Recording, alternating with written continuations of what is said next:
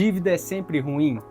No episódio de hoje, no Doc Money, nós iremos falar sobre alavancagem patrimonial, porque a maioria das pessoas que constrói patrimônio rápido utilizam uma coisa que a maioria tenta evitar, que é o crédito. Eu sou o Rafael Rodrigues, especialista em finanças, e ao meu lado o Dr. Danilo. Tudo bem, Danilo? Tudo ótimo.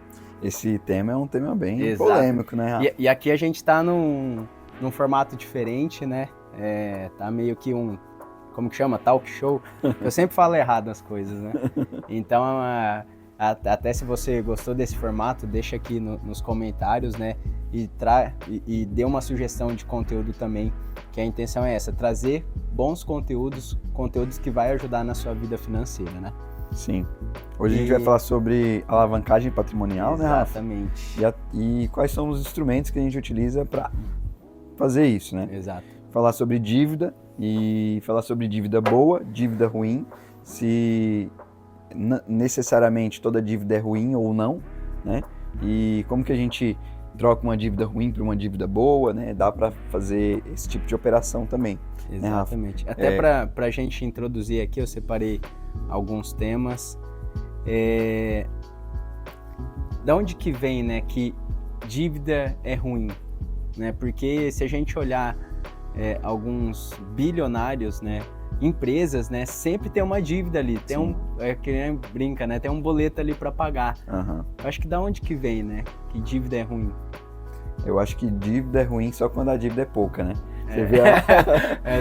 Você vê que a americana tinha bilhões de dívidas aí, conseguiu se reestruturar, já saiu da recuperação judicial. Exatamente. Então, assim, engana muita gente, né? Que foi uma fraude fiscal, né? Mas você viu que dá para reestruturar uma empresa fazendo a recuperação judicial, agora já saiu da recuperação judicial e pagou a maioria das suas dívidas.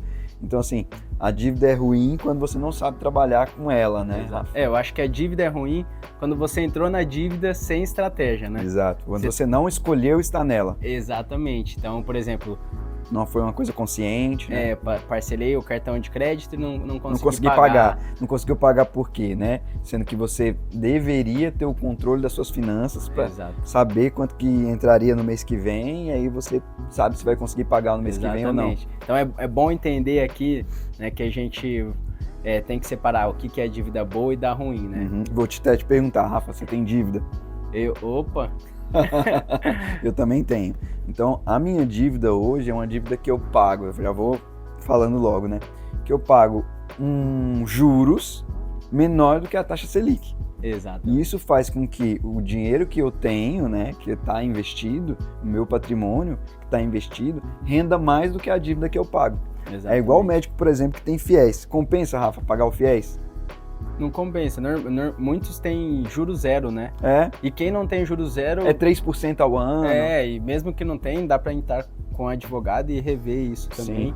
Então, compensa quitar o FIES? Não. É uma dívida que não compensa ser paga. Exatamente. Um exemplo do nosso episódio aqui hoje. Exatamente. Coloca no seu fluxo e vai pagando isso. Então, para dar o contexto aqui, né, existe a dívida ruim.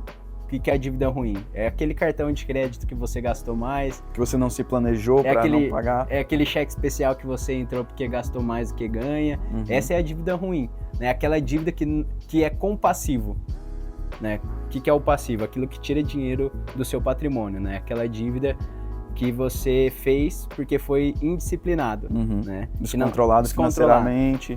Agora tem a dívida boa, que é o que a gente vai falar aqui. A dívida boa é aquela que alavanca o seu patrimônio, né? Que nem você deu o exemplo aqui, né? Eu tenho dívida e você tem dívida. Sim. Mas a dívida que a gente tem, o CDI, por exemplo, é maior que ela. Então compensa deixar nosso dinheiro aplicado e pegar o dinheiro de terceiro, né? E essa é a intenção desse episódio de hoje, abrir a sua mente para entender sobre a alavancagem patrimonial. E a gente tá fazendo esse conteúdo, eu e o Danilo, mas a gente tem um conteúdo aqui com 2 especialistas nessa área também, que é o Daniel. Sim. Então tem um episódio dele aqui sobre consórcio. E tem o Murilo também. E o Murilo, que inclusive a gente tá aí estruturando um projeto com ele, que ele fala sobre isso. Mas eu acho que é legal trazer esse conteúdo, esse bate-papo, eu e você, que você é médico, né? Tá mais no dia a dia, mas é uma coisa que a gente passa para os nossos mentorados e hoje a gente está passando para você aí em casa, tá? A gente faz muito isso na nossa mentoria, né? O cliente que a gente atende e que está bem estruturado, a gente consegue fazer uma operação para que ele consiga um crédito, né, para realizar talvez um sonho dele, um objetivo dele financeiro, mais rápido, né? Exatamente. E aí adquirindo uma dívida, só que uma dívida boa, que é com juros baixos e que ele consegue talvez comprar um imóvel, que ele consegue abrir a própria clínica, que ele consegue um crédito mais barato do que se ele financiasse ou se ele se endividasse para que ele conseguisse chegar nesse objetivo dele. Então, assim, eu quero para agora, eu quero para amanhã. Muito provavelmente você vai pegar juros mais altos, que é uma dívida. Se você quer para um futuro, talvez você consiga juros menores, né? Hoje a gente sabe que tem uma tendência no Brasil dos juros cair. Então a gente, muito provavelmente no futuro, e tomara que seja no futuro breve, consiga financiamentos ou alavancagens com juros menores, né? E até você falando aqui, eu até puxei uma informação relevante aqui. Olha isso, Danilo. 72% da renda dos médicos, segundo o estudo, dos médicos brasileiros está sendo comprometido com despesas fixas e dívida. Além disso, 30% não consegue poupar ao final do mês. Olha isso. Ou seja, a gente está falando aqui de uma coisa, você que é médico, que é uma dívida boa, ela vai alavancar o seu patrimônio, vai alavancar os seus ganhos. Mas o grande problema é que a maioria dos médicos, e não só dos médicos, tá? 70% da população brasileira está endividada. E grande parte dessa dívida é dívida ruim. Sim. Então essa é a inteligência financeira que a gente quer trazer aqui para você, que seria alavancar o seu patrimônio de um jeito certo, utilizando o dinheiro de terceiros. E até eu separei aqui 2 frases que eu quero passar para vocês, de grandes investidores que falam sobre isso. E a primeira aqui cadê? Todo mundo deve conhecer aqui o Luiz Barsi, né, que é um grande investidor na bolsa. Você que não conhece ele, é o maior investidor pessoa física da bolsa brasileira. Exatamente. O último dividendos dele que ele divulgou foi 1 milhão por dia, R$1 milhão. R$1,5 milhão. R$1,5 milhão. E ele fala aqui, numa entrevista ele falou: quem usa o próprio dinheiro cresce. Então, se você investir, você cresce, né? Juros compostos ao seu favor, ótimo. Mas quem usa o crédito com inteligência, cresce mais rápido.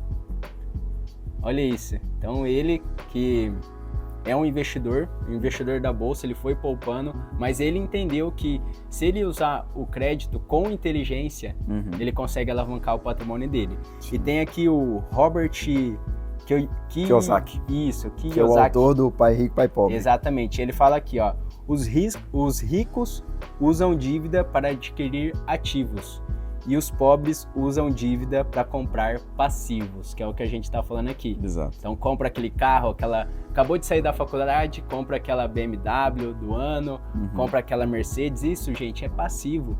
A não ser que, sei lá, isso vai te gerar ganhos, né? Não, se eu comprar uma BMW, a pessoa vai fazer uma cirurgia mais cara. Mas claro, tem que ser algo assim, sei lá, você dá uma mentoria, né? Você mostra o seu dia a dia, porque eu acho que é muito subjetivo. Eu vou comprar porque eu sou cirurgião e a pessoa acha que... Mas às vezes ninguém tá vendo seu carro. Você entra no estacionamento, ninguém sabe o carro que você tem. Só o manobrista que pega e arranha. E arranha, entendeu? Então, eu acho que essa é a mentalidade. E pro próximo bloco, eu acho que você entendeu aqui que a intenção é falar dessa dívida boa e cuidado com a dívida ruim. Próximo bloco, investimento versus alavancagem. Qual que é a diferença de investir e de alavancar, Danilo, na sua opinião? Investir é o investimento tradicional, né, que você vai fazer através, vai pegar o seu dinheiro e vai comprar um ativo que no futuro vai te gerar alguma renda, né, ou vai te gerar alguma rentabilidade, né, que é diferente. Renda é quando ele te paga mensalmente, ou anualmente, ou semestralmente, enfim, vai te pagar um dividendo em algum momento. E alavancagem, né, que é o outro tema, seria você adquirir uma dívida, né, você adquirir um crédito a uns juros talvez menor do que aquilo que você ganharia através de investimentos, para que você consiga um dinheiro para que tenha uma renda passiva através dele, né? Então, vamos supor, eu vou alavancar o meu patrimônio, então eu vou até um banco, eu vou até uma financiadora, eu vou até uma seguradora, eu vou até uma empresa de crédito, né? Seja qual for ela, e vou pegar um crédito, né? Vou comprar um dinheiro a juros mais baixos. E aí eu consigo pagar essa parcela, só que com esse dinheiro eu vou comprar algo que me pague uma rentabilidade maior do que o próprio juros daquela dívida que eu estou adquirindo. Então, vamos supor que eu comprei, né, e é um exemplo de alavancagem patrimonial, um consórcio. Que esse consórcio tem um juros de 12% ao ano. Só que o investimento que eu estou fazendo vai me gerar 15%, 20% ao ano. Então eu estou alavancando meu patrimônio às custas de dinheiro dos outros, né? Você falando aí, eu fiz uma conta aqui, você falou do consórcio, né? Eu vou falar o que a gente tem, o que a gente fez e está estruturando. O consórcio, gente, tem um episódio sobre isso, mas dando um exemplo prático aqui, ó. O consórcio é 18% em 180 meses. Isso dá, ao ano, 1,20. Claro que dependendo pode ser um pouco mais, enfim. Vamos colocar 2%. Ao ano. Ou seja, você está pagando 2% para utilizar um dinheiro de terceiro. O CDI hoje está dando quase 15%, mas vamos trazer numa média aí 12% ao ano, sendo realista no longo prazo. Sim. Ou seja, o seu dinheiro parado está rendendo 12%. E o dinheiro que você está pagando 2. Por que você vai tirar o dinheiro para pagar à vista? Deixa esse dinheiro aplicado, porque o rendimento dele vai ser maior que os juros que você está pagando. Isso é inteligência financeira. Ah, mas eu não quero fazer dívida. Eu tenho certeza que você tem aquela parcelinha no seu cartão que você passou em 12 vezes. Isso é uma dívida. Você tem coragem de fazer dívida no cartão de crédito, porque quando você parcela é uma dívida, mas não tem coragem de utilizar o crédito ao seu favor, com inteligência. Então estude sobre isso, é um assunto importante. Tem gente que atrasa conta, atrasa cartão, atrasa boleto e tá pagando juros. Exatamente. E não tem coragem de fazer uma dívida maior porque acha que isso vai ser prejudicial para ele. Muito pelo contrário, né? Exatamente. Pode ser benéfico caso você se planeje para isso. Se você fizer com estratégia, pode ser muito bom, porque pensa você assim, ó, você tem o dinheiro aplicado, rendendo para você, o rendimento dá mais do que os juros que você está pagando ali vou dar um exemplo aqui no consórcio. Você pega uma carta, compra um imóvel. Comprou o imóvel, você aluga esse imóvel. Se você colocar no Airbnb, vai dar com certeza uma rentabilidade de mais de 1% ou até acima de 2%. Você paga essa parcela do consórcio. Depois, no final de 18 meses, vamos por 15 anos, esse imóvel vai ser seu, mas enquanto isso o próprio aluguel tá pagando esse investimento. Aí você pega de novo e faz mais uma carta. Você já tem um imóvel. Aí você vai fazer o segundo imóvel.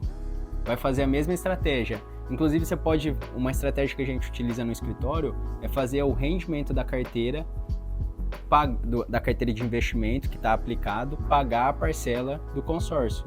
Aí faz o primeiro imóvel. Esse investimento que estava pagando esse imóvel começa a pagar outra carta de crédito. Sim. Pega outro imóvel. E aí os aluguéis vão se pagando. Se você fizer isso no final de 15 anos, você vai ter, sei lá, 5, 10 imóveis. Isso te gerando uma renda mensal de 2% ao mês.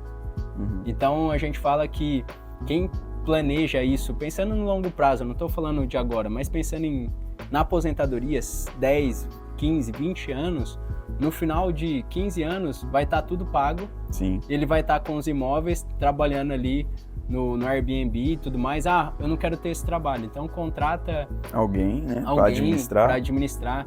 E eu tô trazendo essa realidade porque a gente é do mercado financeiro, né, Danilo? A gente gosta de investimento, eu incentivo meus clientes a ter fundo imobiliário, ações e tudo mais, mas eu acredito muito que você tem que ter a diversificação. Então, quando o cliente me pergunta assim, se compensa investir em imóvel, eu falo, o que você vai fazer? Você vai comprar para alugar para uma pessoa e ter uma renda de 0,5%? Eu acho que não compensa. Não compensa. Mas se você for fazer uma estruturação de alavancagem, que é o que a gente está estudando, está aprendendo bastante, e isso rentabilizar muito mais do que o crédito que você está pegando, aí sim começa a valer a pena. Sim. Então, assim, ficou o recado para você que quer investir no setor imobiliário. Saia desse investimento tradicional, busque investir com estratégia. Várias alternativas, né? Então, assim, a gente deu o exemplo desses 2 investidores, mas se você pegar, tem vários investidores que falam sobre isso, sobre a alavancagem, né? Você trabalhar com o dinheiro do banco. Então, por exemplo, aqui eu tenho 1 milhão, você pode comprar um imóvel, ou você pode pegar esse 1 milhão e dividir em 200 mil e pegar 5 imóveis, dar entrada em 5 imóveis. Então, você viu como você acelera mais o seu patrimônio? Sim. Então, essa é a dívida inteligente. Essa é a alavancagem patrimonial. Ao invés de você pegar você multiplica por 5. Sim. E não é que é ter pressa, né? É fazer estratégia, é ter estratégia. Ao invés de você demorar, sei lá, 20 anos para construir um patrimônio, você demora muito menos tempo, né? Sim. Você está pagando um juros bem menor, né? Exatamente. Assim como, por exemplo, você tem um financiamento bancário, é importante você estar de olho no fluxo de juros, né, que acontece na taxa Selic, para você renegociar essa dívida. E se você achar interessante, eu acho que é uma boa estratégia, né? Às vezes trocar esse financiamento, se, claro, tiver um juros alto, por um consórcio, por exemplo, por que não, né? É outra estratégia, né, Rafa? Então, às vezes, você pode utilizar o financiamento, depois utilizar o consórcio para quitar o financiamento. Sim. E claro que você tem que ter uma assessoria boa para estruturar tudo isso, mas o que a gente quer com esse episódio aqui é abrir a mente do médico, né? Sim. É que nem a gente fala, o médico tem que entender que ele é um empresário, que ele tem que entender de negócio, e isso é ele entender de patrimônio, né? Ele não precisa ser um especialista nisso, ele estuda, né? Tem alguém ali bom também para ajudar ele a estruturar isso, e eu tenho certeza que, como o médico gera muito caixa, ele consegue fazer essa estratégia tranquilamente. A gente tem, né, vários clientes fazendo essa estratégia, porque gera um fluxo bom, e aí a gente consegue fazer a carteira de investimento, em paralelo construir patrimônio, alavancar patrimônio, porque tudo isso tem uma estratégia. Né? Então, acho que essa é a mentalidade que a gente quer trazer no episódio de hoje. Sim. Só para trazer algo mais palpável, né, Rafa? A gente faz carta a partir de 100 mil ou 150 mil? De imóvel, na administradora que a gente utiliza, né, 150, a partir de 150 mil. Isso daria uma parcela aos juros de hoje, mais ou menos, de uns R$900, é isso? Isso, até dependendo se pegar uma taxa promocional, dependendo até menos, né? Então, assim, se você tem medo de entrar em consórcio, de adquirir uma dívida, tu começa com pouco, né, Rafa? Eu falo assim, começa com pouco, vai, né? Compra uma carta. Compra uma carta de 100 mil, de 150 mil. Como a gente tá falando de prática aqui, eu vou dar o meu exemplo. Eu comprei uma carta, e aí essa carta contemplou, eu levantei dinheiro no meu imóvel, que no consórcio dá para fazer isso, né? Se você quiser, assiste o episódio sobre isso, né? Dá para fazer muita coisa. Então, tem gente que não sabe, só dando um spoiler aqui, mas dá para você comprar seu próprio imóvel através de uma pessoa jurídica, dá para você comprar o imóvel da sua esposa, caso você tenha, por exemplo, separação total de bens, né? E depende da administradora também, depende também da flexibilidade dela. São várias estratégias que você pode adotar para talvez adquirir seu próprio imóvel e adquirir um crédito, né? Com juros mais baixos do que você faria um financiamento, por exemplo. Exatamente. Então, por exemplo, você pega... eu peguei o meu exemplo aqui, né? Contemplei 150 mil, levantei 150 mil no imóvel que eu tenho. Aí eu fiz outra carta, aí depois eu vou levantar mais dinheiro e assim por diante, entendeu? Então você pode utilizar o consórcio para comprar imóvel, para levantar capital. Lá no escritório mesmo, que eu sou sócio da XP, a gente faz mais consórcio para levantar capital do que realmente para comprar um imóvel. Porque pensa você, hoje o crédito, com juros no patamar que está, um capital de giro vai custar pelo menos 2-3% ao mês. O consórcio vai custar 2-3% ao ano. Sim. Então, quando o empresário entende isso, ele começa a buscar essa alternativa. Então, você, médico, tem que abrir a cabeça para isso e procurar um dinheiro mais barato, trabalhar com esse dinheiro de terceiros. E até mesmo o financiamento, né? O financiamento tem que fazer conta. Eu já peguei taxa de financiamento, agora sim, num custo efetivo de 13. Se o custo efetivo tá 13 e a Selic tá 15, ou seja, ainda tá dando ROI positivo. Sim. Você pegar o dinheiro ainda tá sendo mais barato do que você tirar o seu dinheiro da aplicação. Sim. E depois, quando os juros cair, você chega no banco e fala, banco, caixa, eu vou fazer portabilidade para outro banco. Uhum. Então, diminui meus juros, eu vou pro Bradesco. Sim. Então, você consegue fazer esse jogo ali numa oportunidade dos juros cair, você fazer uma portabilidade de juros, né? Sim. Só para deixar bem claro, assim, tem gente que não entende muito, né? Tem muita dificuldade para entender o que a gente está falando. O que o Rafa está falando é, você tem dinheiro, só que o seu dinheiro está aplicado a juros. Ou seja, você está ganhando ali pelo menos 14% ao ano. Isso, 14,75%, 15% ao ano. E aí você consegue adquirir qualquer coisa que você quiser com o seu dinheiro. Só que é mais barato você utilizar. Mais barato dependendo do que você pegar, né? Dependendo da dívida que você adquirir. Você pegar dinheiro com outro do que você tirar todo o seu capital que está investido para comprar aquilo que você quer. Então, às vezes é mais barato você pagar no longo prazo a juros menores que você descapitalizar, né? Tirar seu dinheiro que está aplicado para comprar aquilo que você decide. E é uma conta simples, né? Ó, qual que é o ganho que eu estou tendo na minha carteira de investimento, né, no CDI, qual que é o CDI? Hoje o CDI, que é a taxa de juros, está em quase 15%, está caindo, está começando a cair. E qual que é o meu custo efetivo da operação? O que é o custo efetivo? Existe os juros, né, que o gerente vai te oferecer. Os juros, por exemplo, os juros aqui é 12%, mas o que é o custo efetivo? Ele sobe para 13%, 14%. O que é o custo? Sabe aquela... Entre outras taxas, né? As sabe letrinhas menores. As letrinhas menores, que às vezes não te falam, isso tem que estar no custo efetivo. Então, taxa de contrato, todas aquelas taxas. Taxa de aporte, taxa de manutenção. Isso. Então, de 12 vai para 14. Então, você entender seu... Que muda totalmente, né? Exatamente. Então, se você entender seu custo efetivo da operação, do crédito que você quer pegar, e a taxa que você tá recebendo ali na renda fixa, por exemplo. Então, você comparar. Então, se for mais barato, compensa eu pegar esse crédito. Por isso que a gente fala tanto do consórcio, porque o custo efetivo dele é muito menor, né? Do que um financiamento, por exemplo. Exatamente. Né? E financiamento é outra forma de alavancagem também, né, Rafa? A gente pode utilizar do financiamento para alavancagem também, desde que você consiga juros menores, né? A gente sabe que hoje em dia os bancos grandes estão se modernizando também, estão conseguindo taxas de crédito um pouco menores por conta da toda a concorrência que existe hoje. Mas o crédito hoje está muito caro, né? Para você conseguir, por exemplo, uma contemplação de consórcio imediata ou mais rápida, a gente sabe que a gente tem que pagar ali 80% daquela carta, né, Rafa? E aí existe estratégia para a gente conseguir descapitalizar menos. Aí depende da administradora também, essas Exatamente. estratégias, né? Então, para a gente fechar esse conteúdo aqui, a gente falou hoje sobre alavancagem patrimonial, a dívida boa e a dívida ruim. Esse conceito, né? Exatamente. Você entender o que é a dívida boa e a dívida ruim, então tenha a dívida boa, mas não faça a dívida ruim. Em vez de você fazer uma dívida ruim, busque ter espaço para a dívida boa, que vai alavancar o seu patrimônio. E é você abrir a sua cabeça para isso. Não necessariamente uma dívida é ruim.